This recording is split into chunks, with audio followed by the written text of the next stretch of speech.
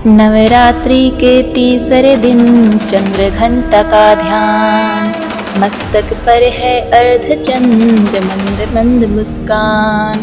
सिंह वाहिनी दुर्गा का चमके स्वर्ण शरीर, करती विपदा शांति हरे भक्त की पीर। या देवी सर्वभूतेषु माँ चंद्रघंटा रूपेण संस्थिता, नमस्तस्यै नमस्तस्यै नमस्तस्यै नमो नमः।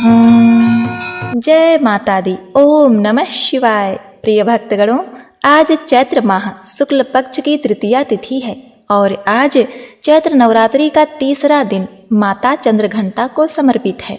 इनकी पूजा करने से मनुष्य को इहलोक तथा परलोक दोनों लोकों में सभी प्रकार के सुख प्राप्त होते हैं। उनका परम कल्याण होता है। देवी की कृपा से साधक को अलौकिक वस्तुओं के दर्शन होते हैं तथा कई तरह की सूक्ष्म ध्वनियां सुनाई देने लगती हैं जो मन को शांति प्रदान करती है। क्योंकि इस दिन पूजा के दौरान साधक का त्रिचक्र अर्थात मणिपुर चक्र जागृत होने से ऐसा होता है। इन क्षणों में भक्तों को बड़ा ही सावधान रहना चाहिए। इसीलिए इनकी पूजा कथा का श्रवण पाठ इत्यादि को बीच में छोड़कर उठना नहीं चाहिए। माता चंद्रघंटा की पूजा करने से तथा कथा महिमा को सुनने से निराशा, निर्बलता, दरिद्रता, नकारात्मक ऊर्जा, भय जैसे विकार नष्ट हो जाते हैं तथा उन्हें परम पद की प्राप्ति होती है। इनकी कृपा से भक्तों के भंडार भर जाते हैं। उन्हें धन संपत्ति वैभव की प्राप्ति होती है। परिवार में खुशहाली आती है। साधक वीर निर्भय बनता है। अगर कोई व्यक्ति बहुत क्रोध करता हो तो माता चंद्रघंटा की उपासना करने से क्रोध मुक्त हो जाता है। ये माता भक्तों की रक्षा करने वाली तथा शत्रुओं का विनाश करती हैं। तो आज मैं सुना रही हूँ माता चंद्रघंटा की बड़ी ही दुर्लभ और पौराणिक कथा, जिसे आप सभी भक्तगण बड़ी श्रद्धा तथा प्रसन्न चित्त मन से पूरा अवश्य सुनिएगा। इस देवी के मस्तक पर घंटे के समान का आधा चंद्र है, इसीलिए इन्हें चंद्रघंटा कहा गया है। इनके शरीर का रंग सोने के समान बहुत ही चमकीला है। इन देवी के 3 नेत्र और 10 कोमल हाथ हैं। वे गदा, बाण, धनुष, त्रिशूल, खड्ग, खप्पर, चक्र और अन्य अस्त्र शस्त्र से विभूषित हैं। माँ चंद्रघंटा अग्नि जैसे स्वर्ण वाली, ज्ञान से जगमगाने वाली दीप्तिमान देवी हैं। सिंह पर सवार इस देवी की मुद्रा युद्ध के लिए उद्धृत करने की है। इनकी घंटे सी भयानक ध्वनि से अत्याचारी, दानव, दैत्य और राक्षस कांपते रहते हैं। माता चंद्रघंटा का पसंदीदा रंग नारंगी और लाल है। चंद्रघंटा माँ को गुलाब और कमल के पुष्प पसंद हैं। इन्हें दूध की खीर, दूध से बनी मिठाई अत्यंत ही प्रिय है। दैत्यों के विनाश हेतु माँ चंद्रघंटा अवतरित हुई हैं, जो हर प्रकार के असुरों का विनाश करके देवताओं को अपना स्थान और भाग दिलाती हैं। भक्तों को मनोवांछित फल देती हैं। माँ चंद्रघंटा के स्वरूप का ध्यान करते हुए आइए अब इनके कथा का श्रवण करते हैं। शिव पुराण के अनुसार जब दैत्यों का आतंक बढ़ने लगा तो माँ दुर्गा ने माँ चंद्रघंटा का अवतार लिया। उस समय असुरों का स्वामी महिषासुर था, जिसका देवताओं से भयंकर युद्ध हो रहा था। महिषासुर देवराज इंद्र का सिंहासन प्राप्त करना चाहता था। उसकी प्रबल इच्छा स्वर्गलोक पर राज करने की थी।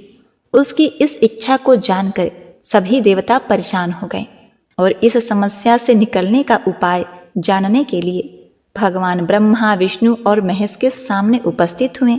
देवताओं की बात को गंभीरता से सुनने के बाद तीनों को क्रोध आ गया।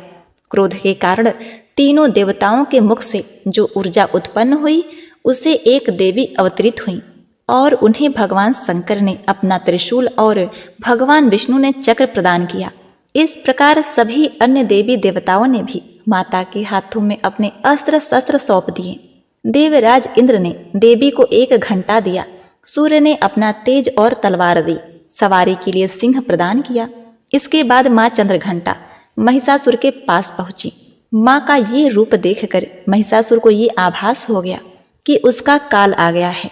महिषासुर ने माँ पर आक्रमण बोल दिया। इसके बाद देवताओं और असुरों में भयंकर युद्ध छिड़ गया। माँ चंद्रघंटा ने महिषासुर का संहार किया। इस प्रकार माँ ने देवताओं की रक्षा की। देवताओं ने उन्हें प्रणाम करते हुए कहा, माँ दुर्गे नारायणी, आप सब प्रकार का मंगल प्रदान करने वाली मंगलमयी हैं। आप ही कल्याणदायिनी शिवा हैं। आप सब पुरुषार्थों को सिद्ध करने वाली 3 नेत्रों वाली गौरी हैं। आपको नमस्कार है। प्रिय भक्तगणों, जब माता पार्वती अपनी कठोर तपस्या से भगवान शिव को प्रसन्न करके उन्हें अपने पति के रूप में पाने का वरदान लेकर राजा हिमवान के महल में लौट आईं। राजा हिमवान और देवी मैनावती अपने पुत्री को अपने लक्ष्य में विजयी देखकर बहुत ही प्रसन्न हुए। भगवान शिव और माता पार्वती के विवाह का दिन आ गया। इस बात से सभी देवी देवता बहुत ही प्रसन्न थे कि उनके भगवान का विवाह हो रहा है। भगवान शिव के सभी गण उनकी बारात के साथ राजा हिमवान के महल में गए। भगवान भोलेनाथ हैं, उनका नाम ही शिव है, जो शुभता को धारण करते हैं। उन्हें बाहरी दिखावे और औपचारिकताओं के पालन की क्या परवाह थी। अब भगवान भोलेनाथ जैसे थे वैसे ही विवाह के लिए आगे बढ़े। वासुकी तक्षक जैसे भयानक सर्प उनके माला कंगन कमर बंद बने हुए थे। उनके बाल उलझे हुए थे। उनका पूरा शरीर शमशान की राख से ढका हुआ था। उन्होंने अपने 5 सिर प्रकट किए। वह प्रभावशाली, उग्र और तीव्र दिख रहे थे। वह बारात में राजसी घोड़े पर सवार अन्य लोगों के विपरीत एक बैल पर सवार होकर आए थे। माता पार्वती की माँ मैना देवी, जो अपने दामाद पर नजर डालने की उम्मीद से प्रतीक्षा कर रही थी, जिसके लिए उनकी बेटी ने इतनी कठोर तपस्या की थी, अब भगवान शिव के सामने आने पर वे हैरान और निराश हो गईं। उनका रूप न केवल अरुचिकर था, बल्कि वे अत्यंत ही अनियंत्रित और विचित्र रूपों से घिरे हुए थे। भूत प्रेत और पिशाच बम बम भोले के नारों से वातावरण को गुंजायमान कर रहे थे। भूत पिशाच साधु और अघोरी बारात में शामिल हुए। गण इतने उत्साहित थे कि मर्यादा के लिए कोई जगह ही नहीं थी। उनकी खुशी स्पष्ट थी, लेकिन यह किसी भी तरह से कोई सुंदर सा दृश्य नहीं था। इस बात को माता मैनावती हजम नहीं कर पा रही थी। वे सोच रही थीं कि उनकी शाही कोमल बेटी इस भस्मधारी अघोरी तथा कुरूप दिखने वाले व्यक्ति के साथ कैसे रहेंगी। अब माता मैना रानी भगवान भोलेनाथ का यह रूप देखकर अचेत हो गईं। प्रिय भक्तगणों, देवी पार्वती ने शिव तत्व को गहराई से आत्मसात कर लिया था, और जैसा कि हमने उनके ब्रह्मचारिणी रूप में देखा, फिर भी अपनी पूरी करुणा के साथ उन्होंने एक माँ के रूप में मैना देवी की दुर्दशा को समझा। भोलेनाथ को शांत होने और विवाह के लिए एक सुखद रूप प्रस्तुत करने के लिए मनाने लगी। अब क्या था, देवी पार्वती ने स्वयं उनके तीव्र रूप से मेल खाने के लिए क्षण भर के लिए उग्र रूप धारण कर लिया। उनके 10 हाथों में विभिन्न हथियार थे और उनके मुकुट पर एक घंटी के आकार का चंद्रमा था। देवी के इस रूप को चंद्रघंटा के रूप में पूजा जाता है। माँ के इस रूप ने भगवान शिव के रौद्र रूप को शांत किया और उनके उपद्रवी गणों को वश में कर लिया। अब माता पार्वती एक शालीन नई दुल्हन के रूप में भगवान शिव के साथ कैलाश के लिए विदा हो गई।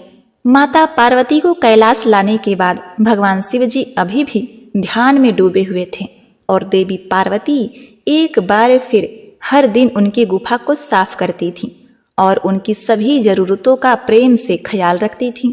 धीरे धीरे देवी पार्वती ने कैलाश में अपना नया घर स्थापित कर दिया। इसी बीच दैत्य तारकासुर बेचैन हो रहा था, क्योंकि शिव और शक्ति का विवाह संपन्न हो गया था। उसने नवविवाहितों के जीवन को बाधित करने के लिए एक दुष्ट चमगादड़ राक्षस जतुकासुर को भेजा, जबकि भगवान शिव घोर तपस्या में लीन थे और माता पार्वती अपने घर के काम काज में। अब इधर जतुकासुर पूरे चमगादड़ सेना के साथ, जतुकासुर और उसकी चमगादड़ सेना ने आकाश को केवल अपने पंखों से ढक लिया। उन्होंने माँ पार्वती के नव सजाए घर को उजाड़ना शुरू कर दिया। इस बीच भगवान शिव के अन्य गणों ने जतुकासुर और उसकी शक्तिशाली सेना से सुरक्षा के लिए उनसे प्रार्थना की, क्योंकि उन्हें बारंबार जतुकासुर के हाथों हार का सामना करना पड़ रहा था और भगवान शिव अभी भी गहरी तपस्या में लीन थे। तब माँ पार्वती स्वयं को तब माता पार्वती स्वयं शिव को मिलने गई और उनसे इस स्थिति से बाहर निकलने का मार्गदर्शन करने के लिए विनती करने लगी। फिर भी अपने तप से विचलित न होते हुए भगवान शिव ने उन्हें भीतर से सशक्त बनाने का निर्णय लिया। भगवान शिव जी अपनी साधना में गहरे थे और माता पार्वती को जतुकासुर से स्वतंत्र रूप से लड़ने की प्रेरणा मिली। भोलेनाथ की आज्ञा मिलने के बाद माता पार्वती ने जतुकासुर से मुकाबला करने का फैसला किया। वह गुफा से बाहर निकली और उन्होंने देखा कि आकाश अभी भी अंधेरा था, चमगादड़ों के पंखों से ढका हुआ था। माता पार्वती युद्ध के मैदान में एक विशाल घंटा लेकर आईं और घंटी इतनी जोर से बजी कि चमगादड़ों ने आसमान साफ कर दिया। माथे पर चंद्र और हाथ में घंटा लिए देवी की इस रूप को ब्रह्मादेव ने देवी चंद्र घंटा के रूप में महिमा मंडित किया। माता पार्वती द्वारा घंटी बजाए जाने के कारण सारे दुष्ट असुर चमगादड़ों का नाश हो गया और आसमान पूरी तरह से साफ हो गया।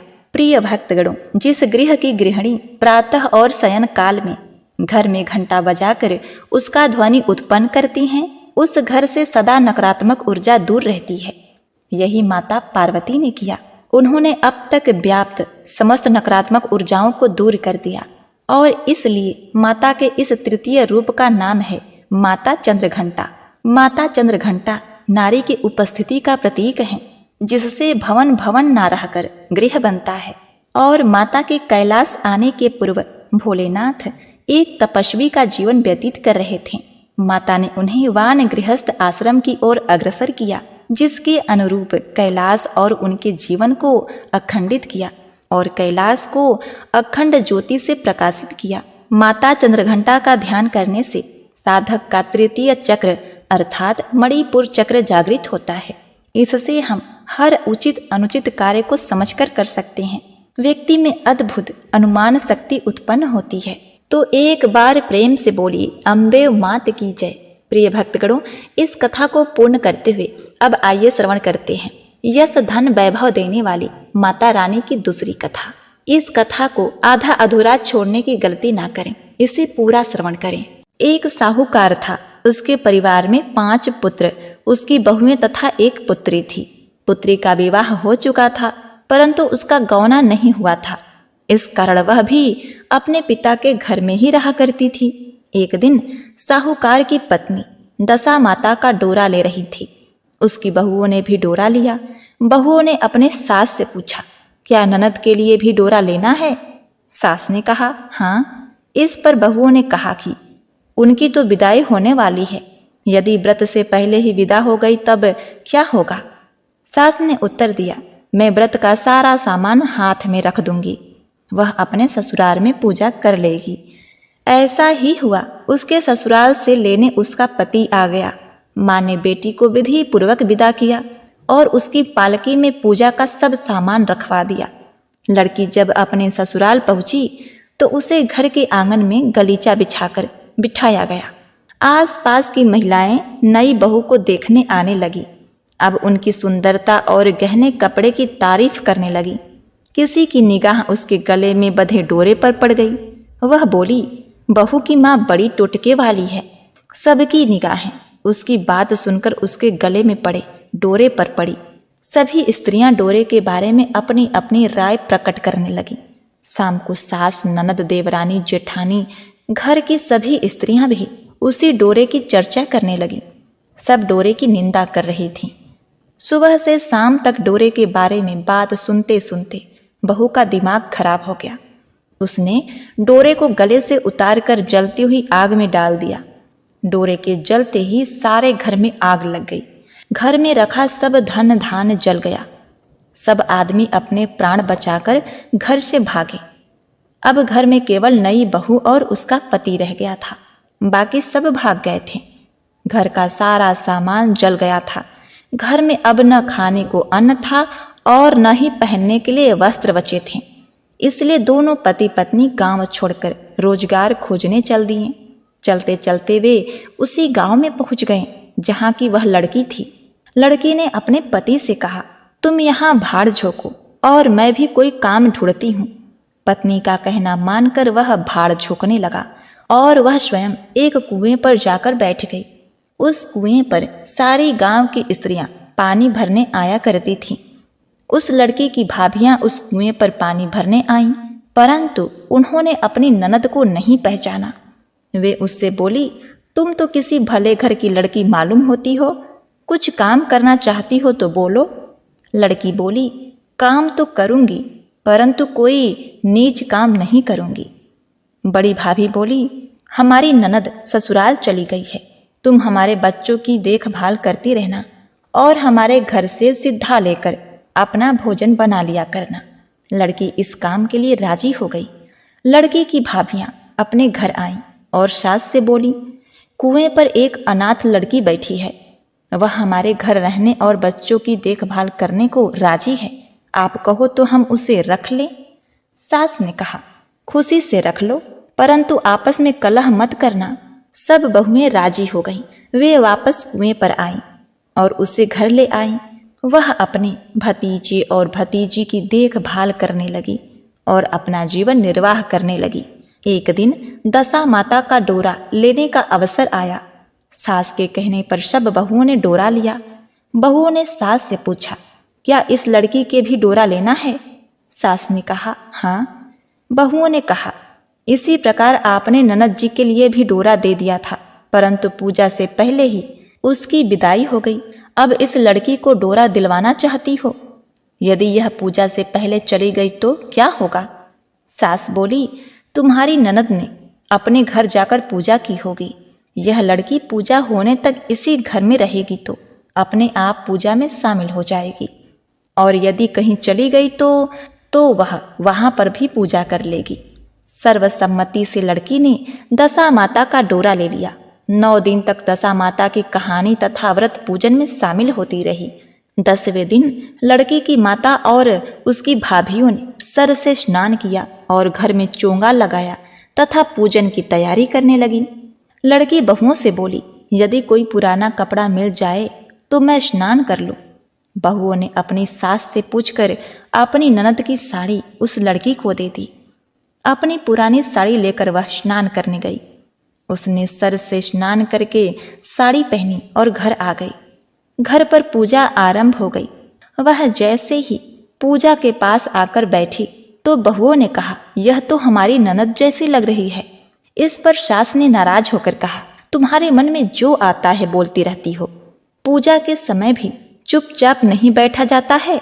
चुप रहो, मुझे कथा कहने दो। तुम्हारी बातों से कथा में विघ्न पड़ रहा है। बहुएं चुप हो गई।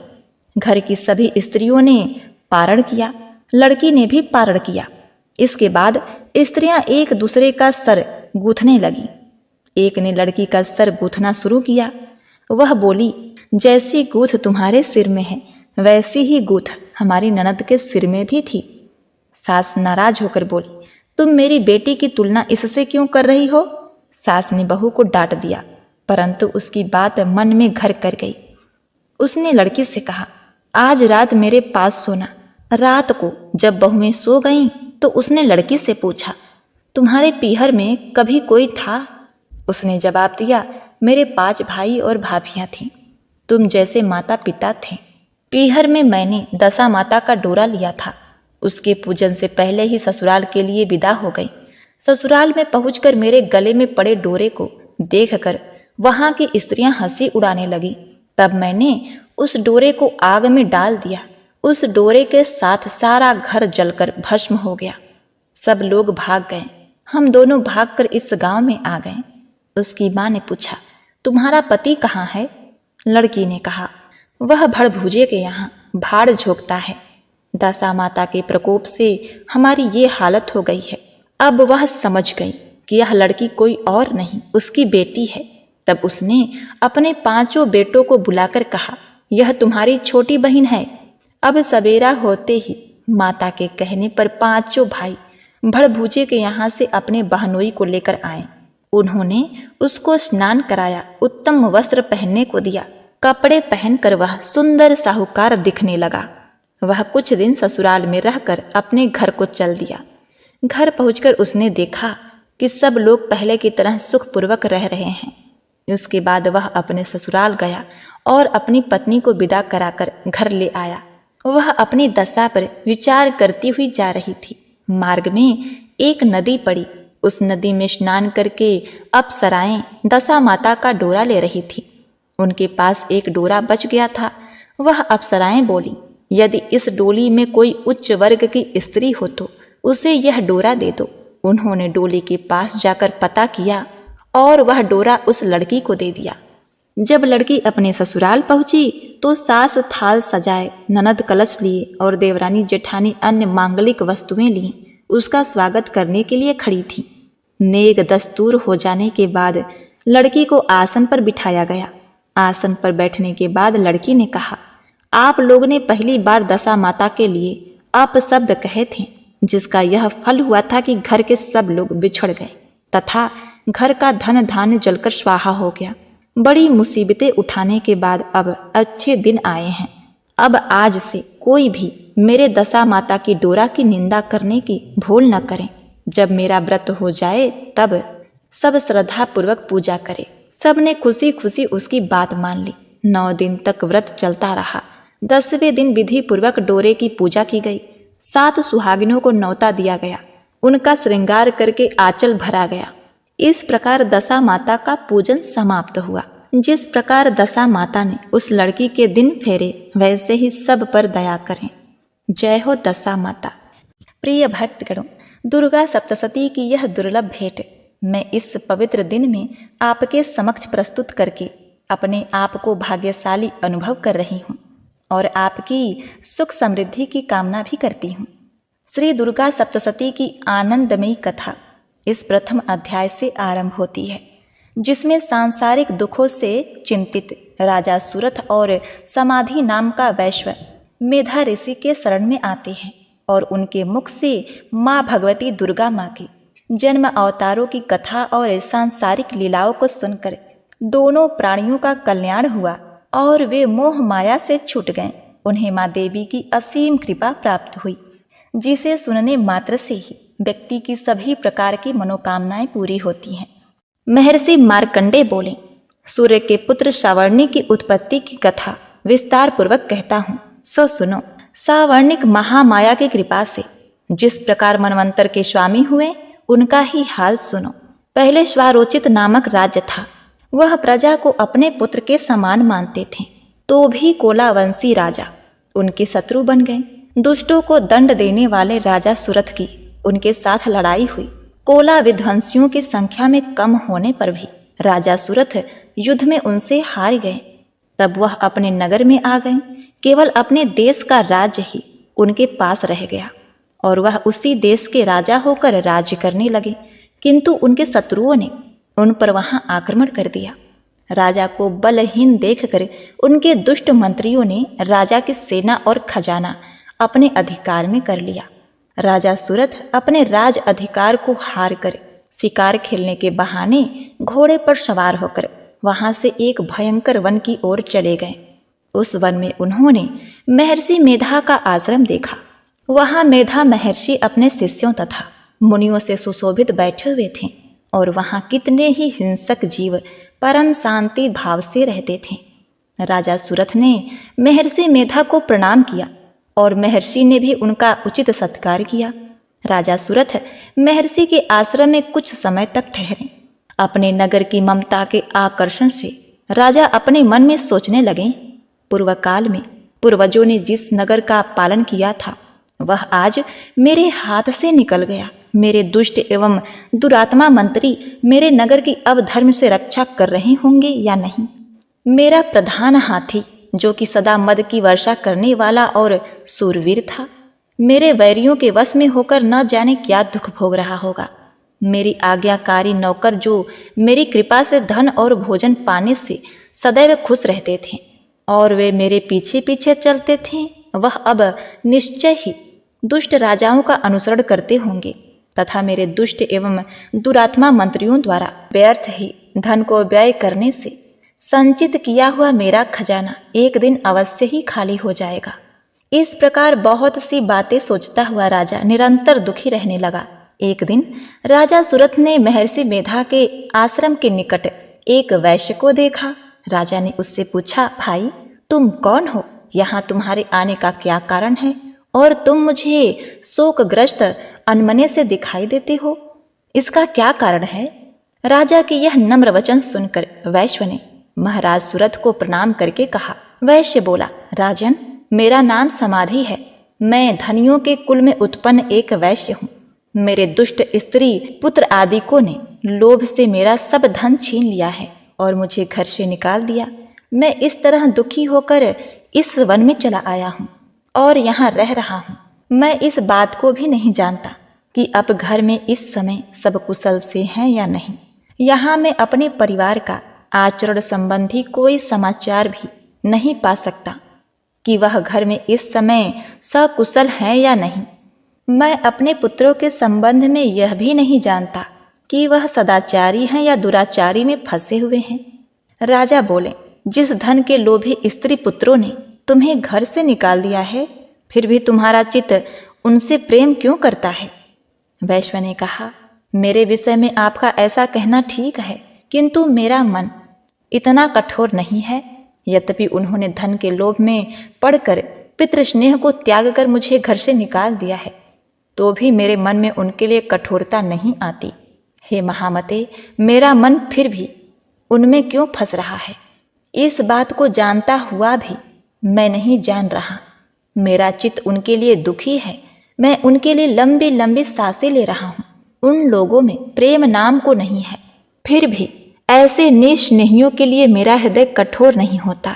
महर्षि मार्कंडेय जी ने आगे कहा, हे ब्राह्मण, इसके पश्चात महाराज सुरथ और वह वैश्य दोनों महर्षि मेधा के समीप गए और उनके साथ यथा योग न्याय संभाषण करके दोनों ने वार्ता आरंभ की। राजा बोले, हे भगवान, मैं आपसे एक बात पूछना चाहता हूँ, सो आप कृपा करके मुझे बतलाइए। मेरा मन अधीन नहीं है, इससे मैं बहुत दुखी हूँ।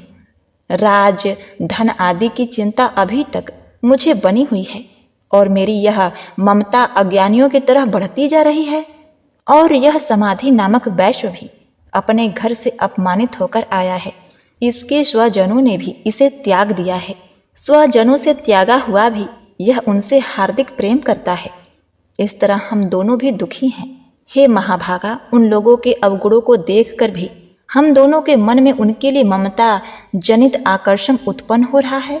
हमारे ज्ञान रहते हुए भी ऐसा क्यों है? अज्ञानी मनुष्यों की तरह हम दोनों में यह मूर्खता क्यों है? महर्षि मेधा ने कहा, विषय मार्ग का ज्ञान सब जंतुओं को है। सबों के लिए विषय पृथक पृथक होते हैं। कुछ प्राणी दिन में नहीं देखते और कुछ रात को, परंतु कई जीव ऐसे हैं जो दिन और रात दोनों में देख सकते हैं। यह सत्य है कि मनुष्यों में ज्ञान प्रधान है, किंतु केवल मनुष्य ही ज्ञानी नहीं होता, पशु पक्षी आदि भी ज्ञान रखते हैं।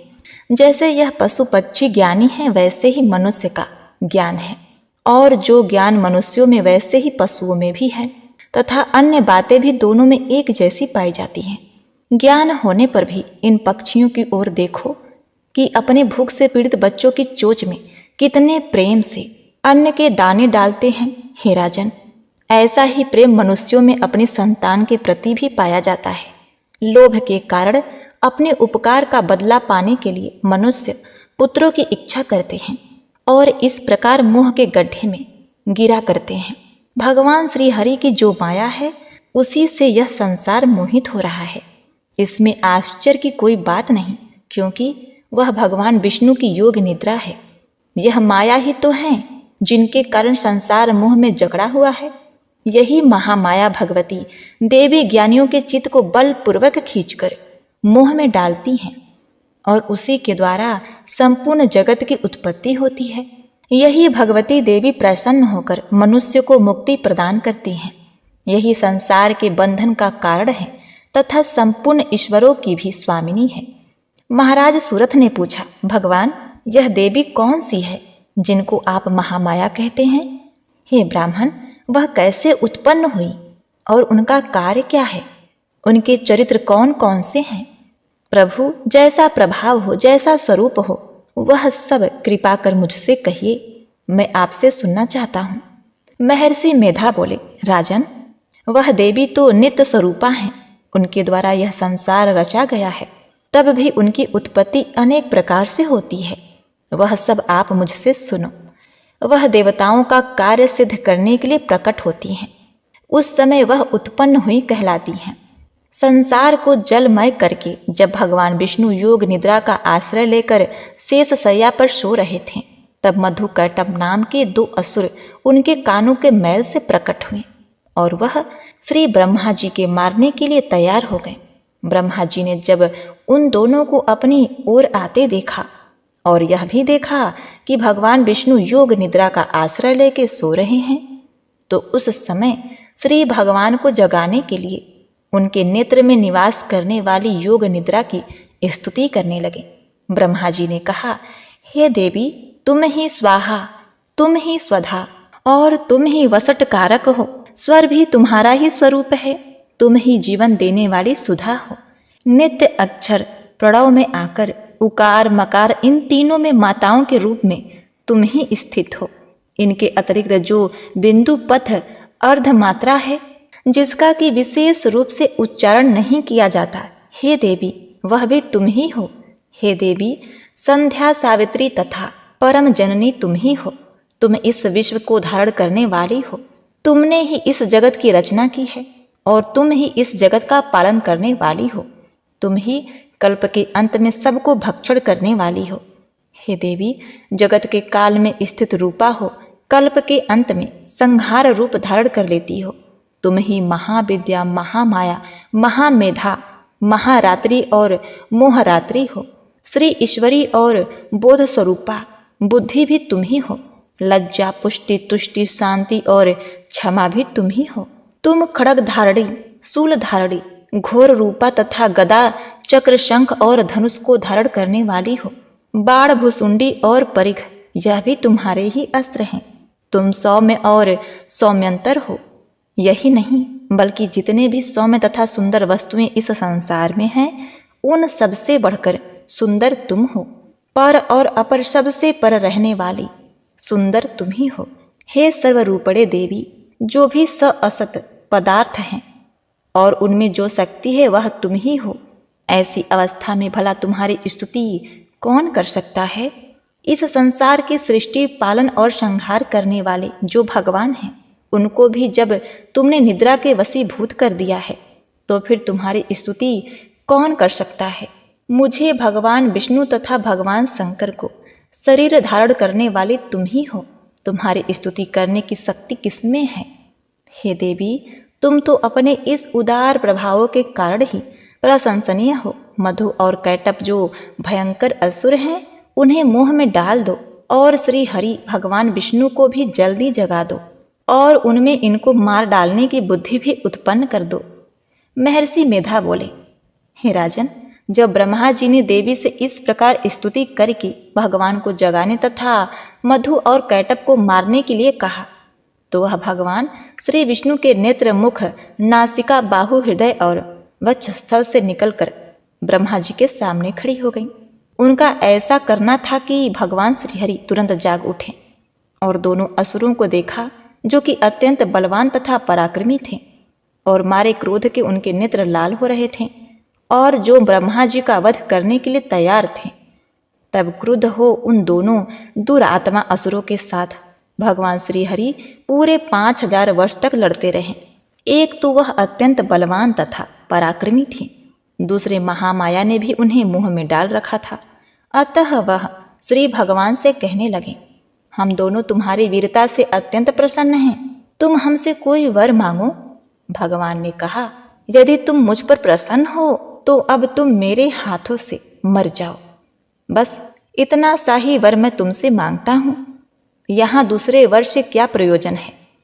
महर्षि मेधा बोले, इस तरह से जब वह धोखे में आ गए और अपने चारों ओर जल ही जल देखा, तो भगवान श्री हरि से कहने लगे, जहाँ पर जल ना हो, सूखी जमीन हो, उसी जगह हमारा वध कीजिए। महर्षि मेधा कहते हैं, तथास्तु कहकर भगवान श्री हरि ने उन दोनों को अपनी जांघ पर लिटाकर उन दोनों के सिर काट डाले। इस तरह से यह देवी श्री ब्रह्मा जी की स्तुति करने पर प्रकट हुई थी।